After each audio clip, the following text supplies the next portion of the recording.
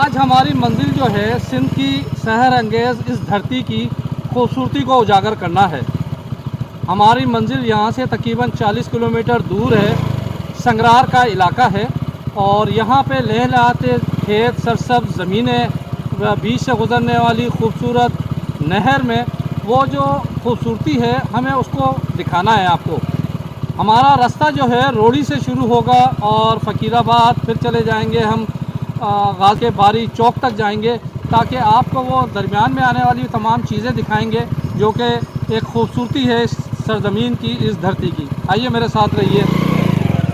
हमने जो है अपने सफ़र का आगाज़ कर दिया है। मेरे साथ नाया है, पीछे तैयब है और हमारी मंजिल जो है वो संगरार है, तकरीबन 40 किलोमीटर दूर है। हम कोशिश करेंगे कि रास्ते में आने वाले वो खूबसूरत नज़ारे ज़रूर आपको दिखाएं जो कि इस धरती का हुस्न है। और वो पानी जो कि किसान हमारा ज़मीन का दिल चीर कर उसमें अजनास लगाता है और गंदम, चावल, केला, हर तरह की वो फसलें माशाल्लाह से तैयार होती हैं। आज वो दिखाते हैं और अब मेरे साथ साथ चलते रहिए। अब आगे हमारे पास ये रास्ता हमने इख्तियार किया है बंदर रोड वाला, क्योंकि ये खुला रास्ता था, वो ट्रैफिक का बेहंगम शोर था। कोशिश की थी कि हमने उस ट्रैफिक से निकलें, पुरसकून ज़िंदगी, पुरसकून माहौल को दिखाने चलें।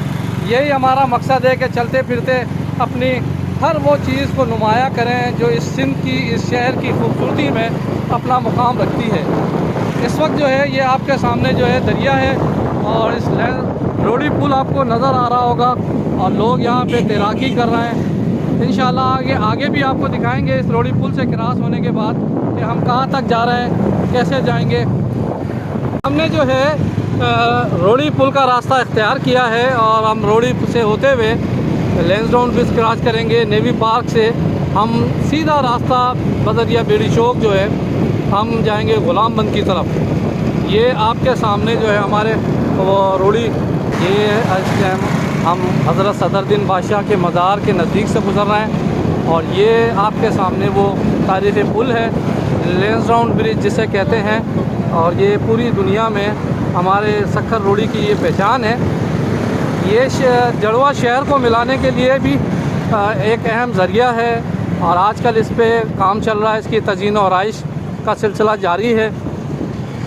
ये खूबसूरत नज़ारे किसी यूरोपीय ममालिक के नहीं हैं बल्कि हमारे सक्खर के नवाही इलाके टिकराटों के हैं और वहाँ पे सरसब्ज़ अल्लाह की नेमतें हैं। ये नहर गुज़र रही है और ख़ूबसूरत मौसम है।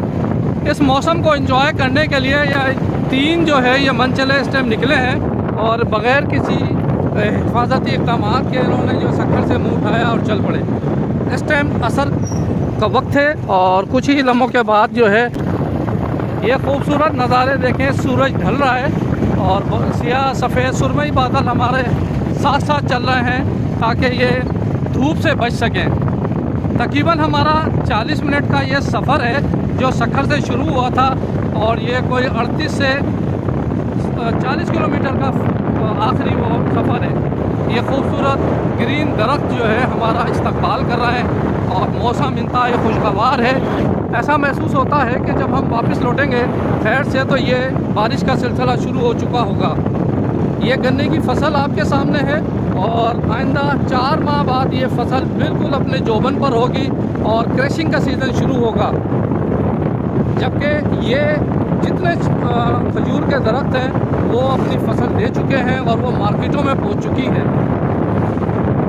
हम बाकी चौक की तरफ बढ़ रहे हैं और इस वक्त हमारी मंजिल जो है नज़दीक है और हम चंद ही लम्हों के बाद जो है इस इलाके का जो चौक है सूर्या बादशाह, वहाँ पे हम पहुँच चुके हैं। ये आपके सामने सूर्या बादशाह का वो मुकाम है जहाँ से हम अगली मंजिल जो है बारी चौक पर जाएंगे।